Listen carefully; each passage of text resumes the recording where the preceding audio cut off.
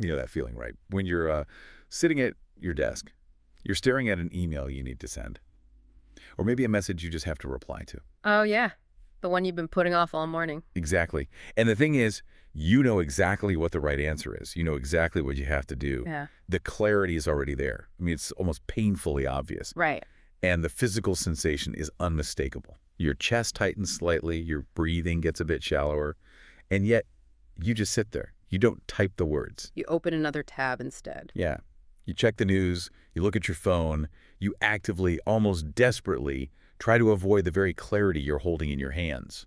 You build this wall of noise between yourself and the action you know you need to take. It's a very specific, heavy kind of friction.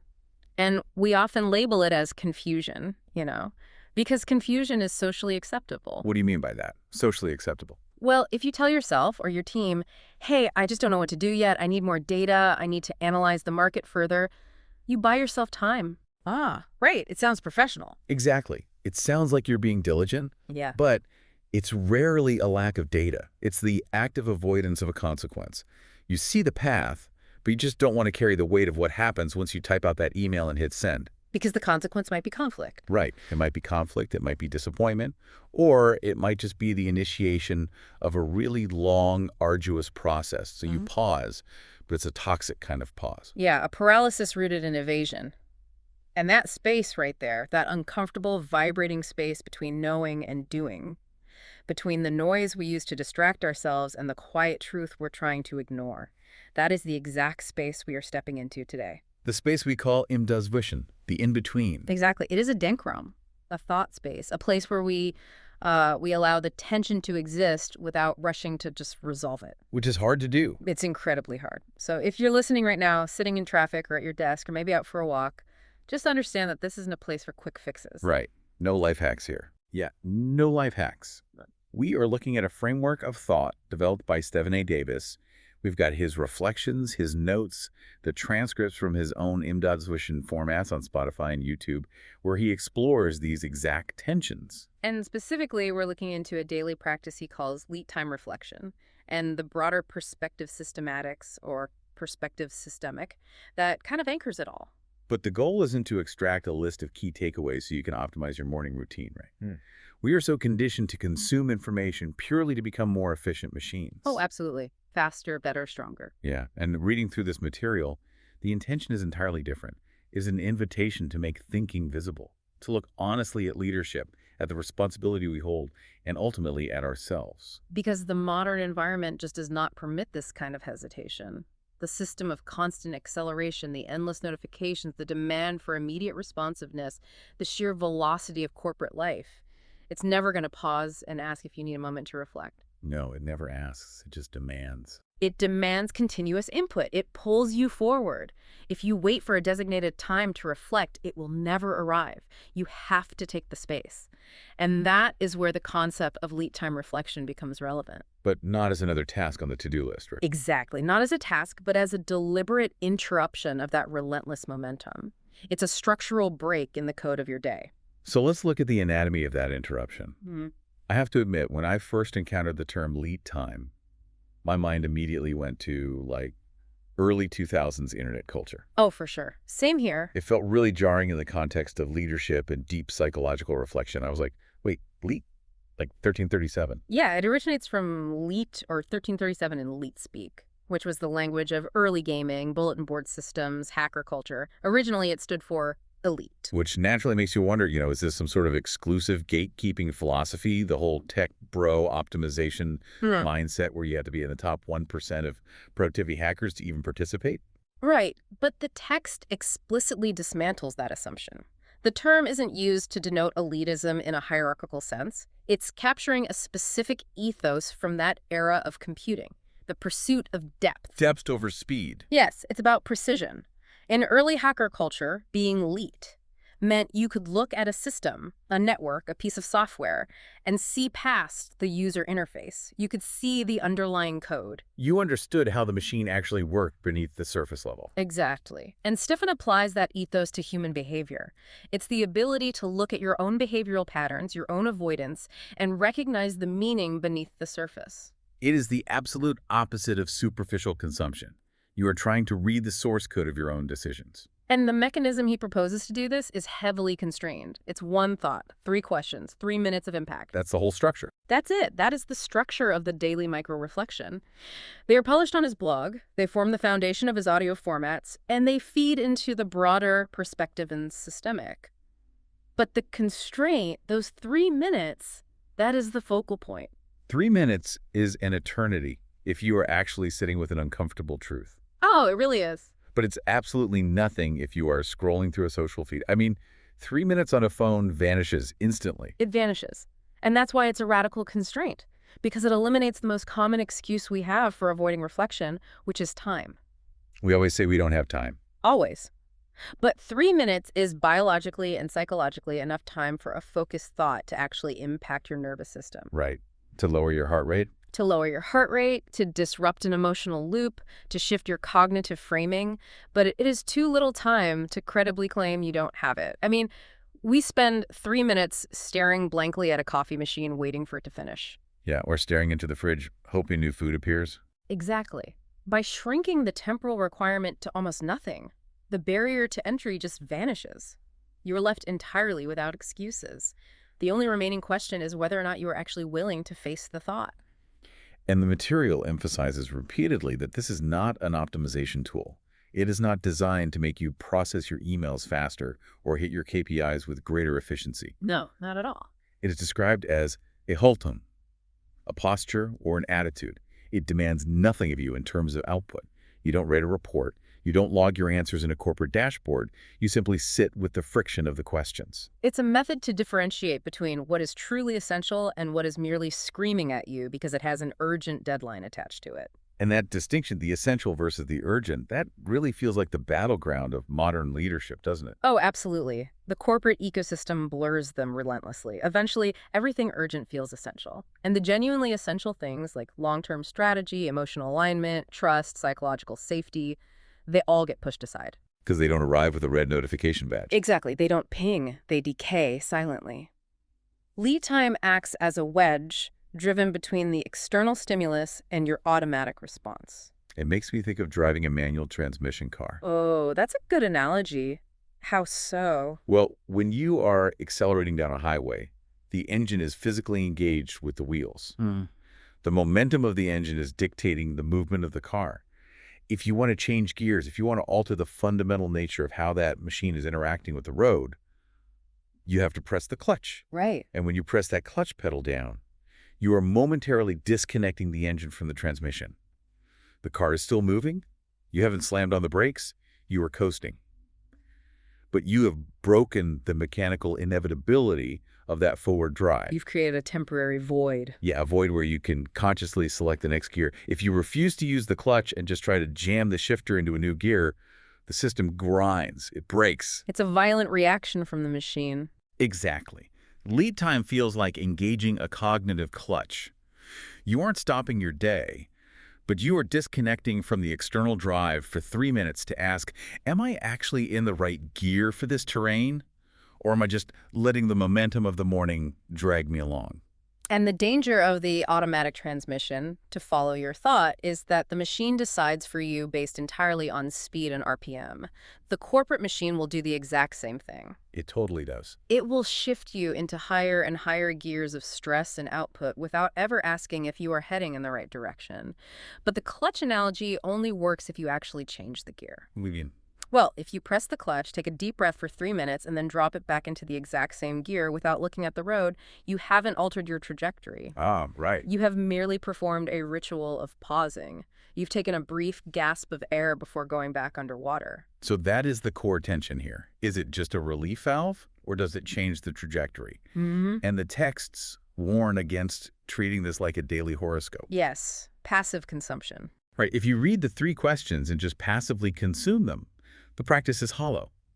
The trajectory only changes if, in that momentary disconnection, you allow yourself to be genuinely irritated by the reflection. You have to allow the irritation. You have to realize you might be driving in the wrong direction entirely, and you must possess the courage to turn the steering wheel. Which brings us directly to the concept of self-honesty and how desperately we try to avoid it.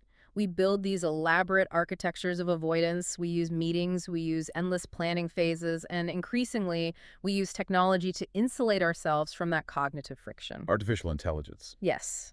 AI has become the ultimate mechanism for this avoidance. This is where the notes from the Im das Wischen format get incredibly sharp. There is a series of LeetTime posts focusing specifically on AI, KI als Spiegel, which translates to AI as a mirror, and before defrags, meaning before you ask. Right. And it shifts the entire conversation away from the technical capabilities of AI and places it squarely in the realm of psychology and self-leadership. The central argument here is really fascinating.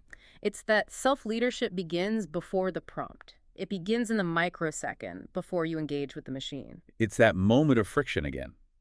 You are staring at a blank document. You have to write a difficult strategy proposal, or perhaps you need to draft an email addressing a severe performance issue with an employee. A highly emotionally charged task. Yes. And in that specific moment, there was a massive spike of cognitive and emotional effort required. In the past, you had no choice but to sit with that ambiguity. You just had to do the work. You had to wrestle with the words, sketch out your thoughts, and confront your own uncertainty. Now, the instant we feel that slight sting of effort, our reflex is to hand the uncertainty over to a large language model. We want the algorithm to resolve the tension for us. Exactly. And the text argues that true leadership is found in the conscious choice not to immediately surrender that uncertainty to the machine. There is a vital distinction made here between prompt engineering and thought engineering. Oh, I love this part. Break that down. So, the current global obsession is prompt engineering. We treat it as a hard technical skill, right? We believe that if we can just construct the perfect 50-word command, the AI will generate a flawless marketing strategy or perfectly navigate a sensitive HR issue. We focus entirely on how to speak to the machine. Exactly.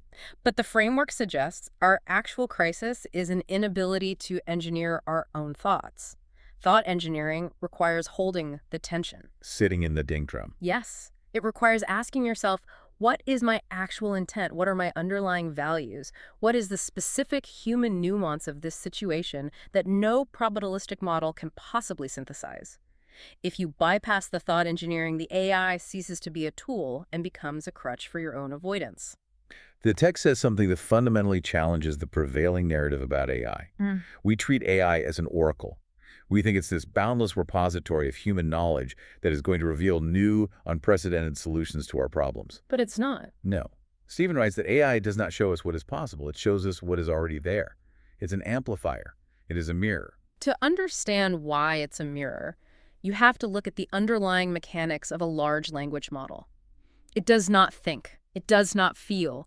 It is a highly sophisticated probabilistic engine trained on a massive corpus of human output. It's just math. Just math. It calculates the statistical likelihood of the next word based on the patterns it has ingested.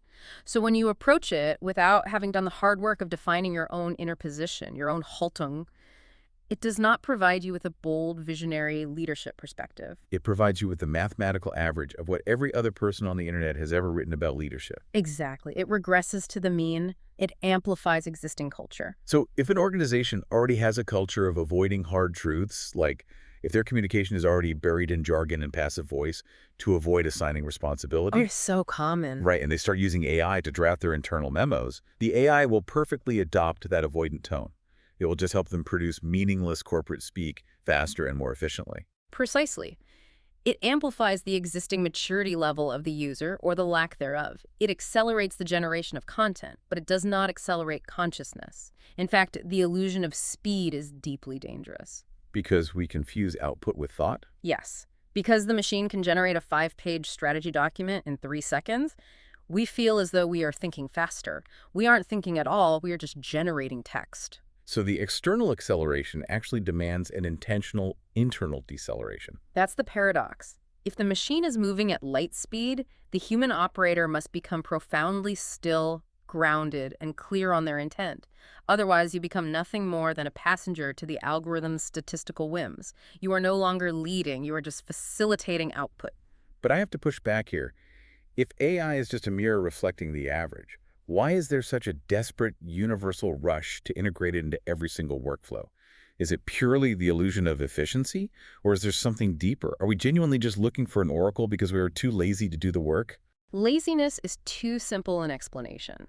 I really believe it is about the weight of responsibility. The weight of responsibility. Yeah, relying on complex systems, whether that system is an AI chatbot, a rigid corporate policy, or some intricate management framework, is very often a sophisticated method of outsourcing responsibility.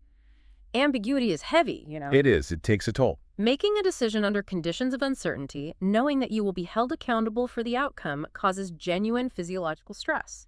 So when a manager turns to an AI and asks it to draft a performance review for a failing employee, they aren't just trying to save 10 minutes of typing. They're subconsciously trying to offload the emotional burden of the confrontation. Exactly. They are creating a psychological buffer. They can tell themselves, well, the machine structured these words, the machine suggested this phrasing, it isn't entirely me.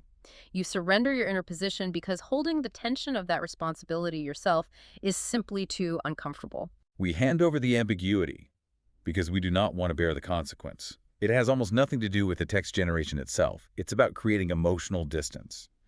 We use the algorithm as a shield between ourselves and the human reality of our actions. And this pattern of outsourcing human responsibility to technical systems, it isn't isolated to our use of AI. It is a pervasive human behavior. And the texts reveal that this exact dynamic is starkly visible in another field entirely. Right. IT security. IT security. This connection is what makes the deep dive so compelling for me. Stefan's background is heavily rooted in IT security and business consulting. He merges the highly technical world of cybersecurity with deep human psychology. It's a rare combination. It really is. Through his Security Thursday reflections and specific lead time posts, he presents a thesis that completely upends the traditional tech narrative. He states that security begins not in the system, but in the everyday life of people. Security fundamentally is a leadership decision. It is not a software feature. But culturally, we are conditioned to view cybersecurity as an arms race of algorithms.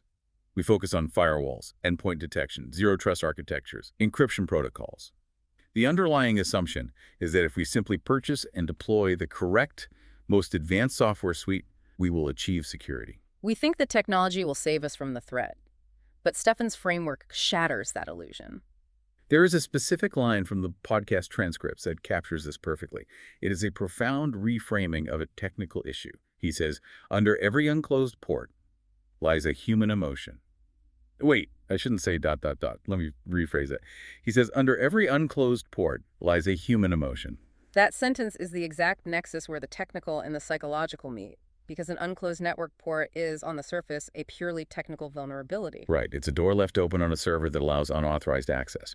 It could lead to malware, ransomware, catastrophic data breaches. And a standard technical audit looks at that open port and concludes, okay, this is a misconfiguration. Patch it. Close the port. It treats the symptom. But the systemic approach asks the crucial question, why is the port open in the first place? Because it is never just a random glitch in the ether. A human being configured that system. A human being made a decision or failed to make a decision that left the port open. Exactly. If you follow the thread backward, you start to uncover the emotional reality. Why is the port open? Well, perhaps it's required for a legacy application to function. Okay, so why hasn't that legacy application been updated or replaced? Because a migration of that scale would require significant downtime and interdepartmental coordination. Right, and why hasn't that coordination happened? Because the IT manager is terrified of initiating a project that will cause friction, knowing that the CEO historically punishes downtime and reacts with anger to operational disruptions. Wow. So what is actually beneath the open port? It isn't a software failure at all. Not at all. Beneath the open port is the IT manager's fear of conflict. Beneath the open port is a toxic leadership culture that punishes honest mistakes and suppresses open dialogue. Beneath the open port is, ultimately, avoidance. The technical vulnerability is merely the physical manifestation of an emotional vulnerability within the organization. Yes, and we prefer to treat security as a technical problem because writing a check for a new firewall is easy. It's just a budget item. Exactly. Sitting down and having a brutally honest conversation about fear, blame, communication breakdowns, and leadership failures, that is incredibly difficult. So we buy technical systems to serve as shields against our own human avoidance. We hope the software will compensate for our lack of maturity. This is where the concept of Begegnung for expertise comes in. Encounter before expertise. Yes, I love that concept. It suggests that real robust security does not begin with a massive rollout of new security protocols. It begins with an encounter. A human encounter. Right. It begins by sitting down with the system's administrator, looking them in the eye, and asking, what are you afraid to touch on this network? What is keeping you awake at night? Where are you avoiding conflict because the culture here makes it too dangerous to speak up? And if the leadership avoids those uncomfortable truths, the network will inevitably harbor vulnerabilities, regardless of how many millions of dollars are poured into technological defenses. Because a system can never permanently compensate for a lack of human maturity. It's impossible. If a culture is avoidant, that avoidance will materialize in the code, in the configurations, and in the network architecture. Extrapolating this, you can view a company's cybersecurity posture as a direct, empirical reflection of its emotional intelligence and leadership culture. That is a staggering way to look at IT. It changes everything. A highly secure network isn't just one governed by strict technical rules, it is one maintained by individuals who feel psychologically safe enough to report their own errors, who are deeply aligned on the organization's values, and who do not hide their mistakes out of fear of retribution. It makes me think of another concept mentioned in the texts, authenticität als Firewall. Authenticity as a firewall. Oh, that's a brilliant metaphor. Let's unpack that. Well, a digital firewall operates by sitting at the perimeter of a network, examining incoming and outgoing traffic, and filtering it based on a highly specific, clearly defined set of rules. Right. It looks at the packets of data. Yeah, it knows exactly what to allow and what to deny because it has a strict definition of what constitutes normal, healthy traffic. It operates on clearly defined boundaries. And if those rules are vague or non-existent, the firewall is useless. Exactly. It just lets everything through. Now, apply that mechanism to a human being, a leader, an employee, anyone trying to navigate the overwhelming noise of the modern world. We process so much noise. We do. And if you lack authenticity, and we have to be clear here, authenticity does not mean oversharing on social media or just being yourself in some superficial corporate retreat way. Right. It's not about wearing sneakers to a board meeting. No. Authenticity means possessing a deep, unflinching knowledge of your own values, your own limits, your non-negotiables, your actual inner position, your Haltung. Yes. If you do not have that internal rule set clearly defined, your personal firewall is essentially set to allow all. You have no mechanism to filter the traffic. That's dangerous. It is. You will let in every unreasonable demand from your management, every toxic interaction, every impulse to doom scroll, every manipulative output from an AI. Authenticity is not a soft, esoteric concept. It is the fundamental rule set of your psychological and cognitive firewall. And if your internal firewall is set to allow all, the inevitable and unavoidable result is a system overload, burnout, exhaustion. You process everything because you filter nothing. Exactly. This dynamic of overload and avoidance brings us into the core architecture of Stefan's broader framework, the perspective in systemic. This is where all these seemingly disparate threads, taking a 3-minute pause, treating AI as a mirror, tracing network vulnerabilities to human fear, they all converge into a unified understanding of how we operate. The perspective systematics isn't just a collection of random observations. It is an engine of thought anchored in specific, defined models. Right. The texts reference several of these. Specifically, the Wortprinzip, the Konsequenzenkompass or Consequences Compass, and the Einflussformel or influence formula. And the overarching theme that binds these models together seems to be captured in the title of one of his podcast episodes, Hör auf, dir selbst auszuweichen. Stop avoiding yourself. Yeah. The argument here is provocative because it directly contradicts how we usually talk about our problems. The premise is that clarity is rarely the actual problem. We expend a massive amount of energy acting as though we are wandering in a dense fog, constantly searching for more data, more advice, more frameworks to finally show us the way. Like we're just lost and need a map. Right. But we aren't in a fog. In almost every significant leadership crisis or deep personal dilemma, we already know the answer. We have enough data.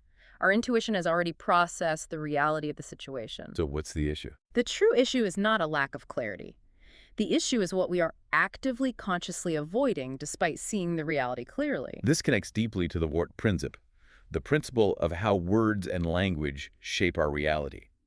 If we know the truth but want to avoid it, we use language to obscure it.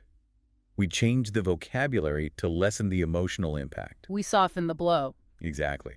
Instead of saying, I am afraid to confront my business partner because I don't want to deal with his anger, we say, the timing isn't right for a strategic realignment. Oh, that is such a classic corporate evasion. Isn't it?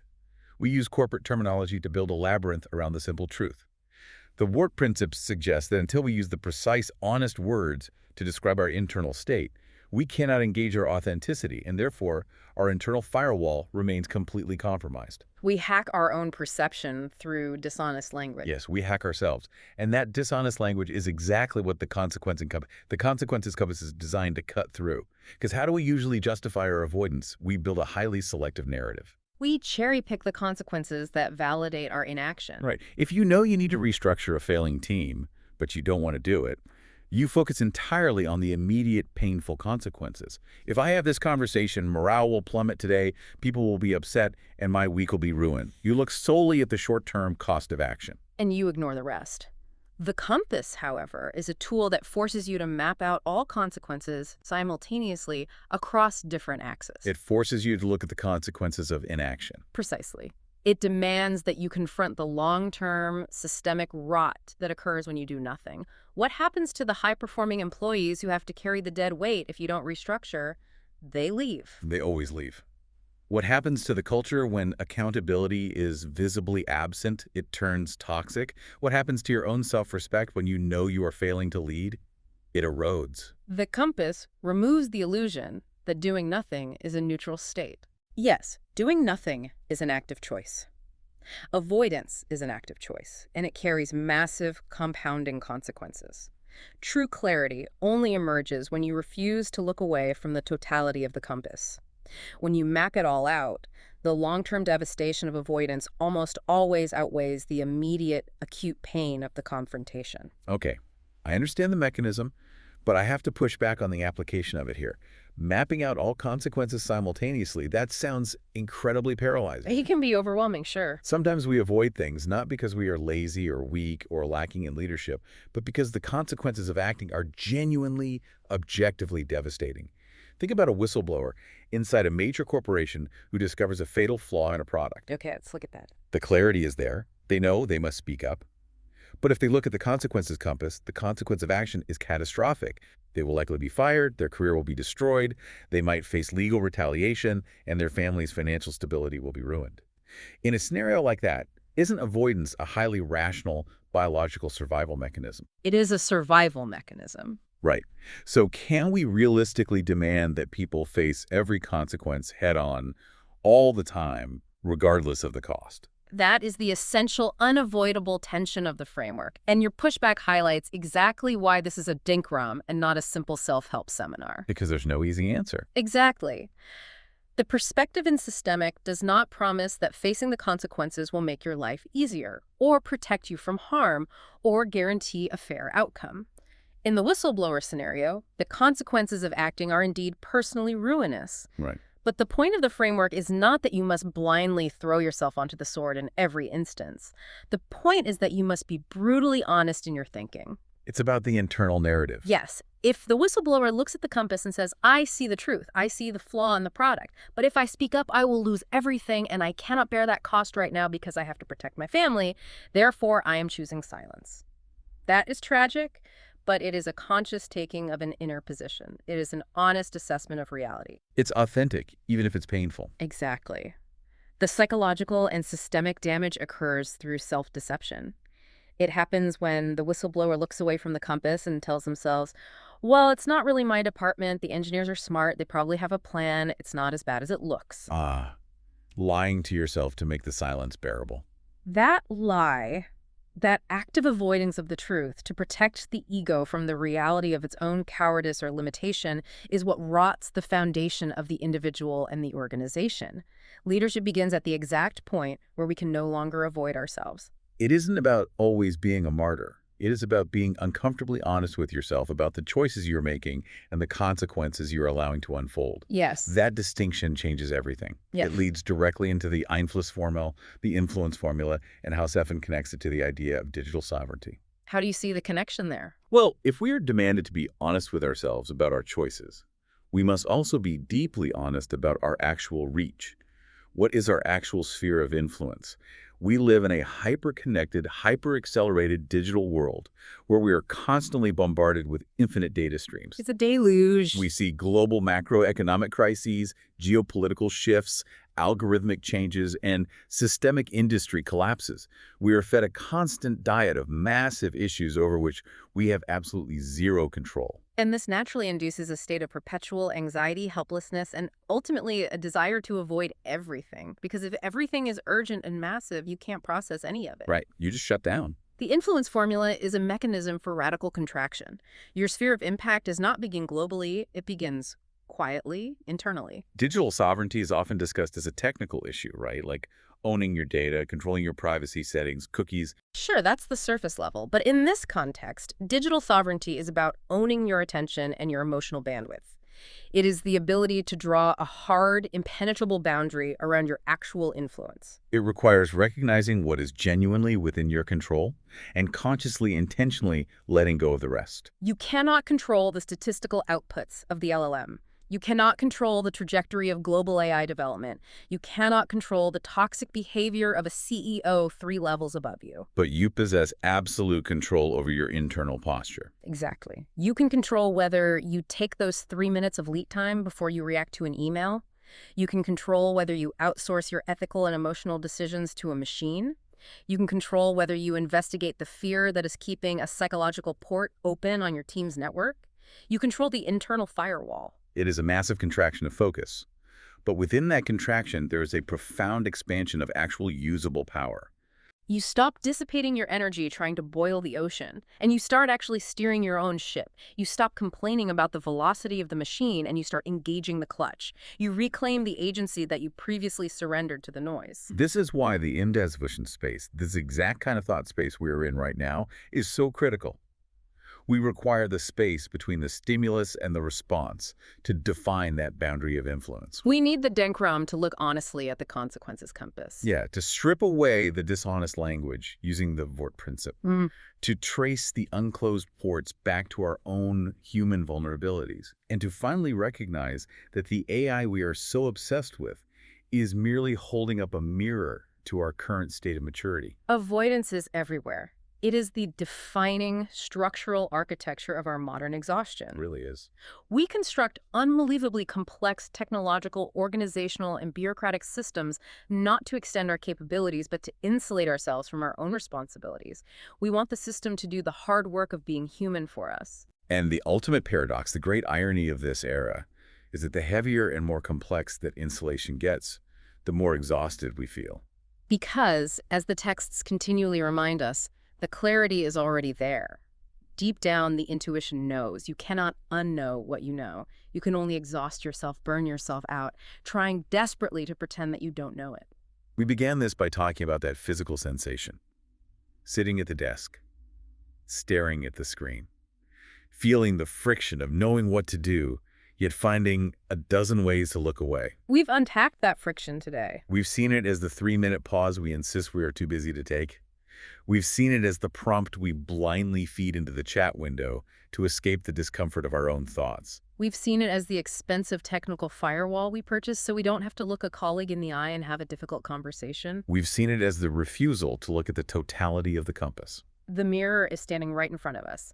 The only question that remains is whether you will look directly into it or whether you will ask the machine to describe what it sees for you. So as you step out of this space, as you transition back into the momentum of your day, carrying the weight of the technology, the speed, and the noise that acts as an amplifier to everything you already are.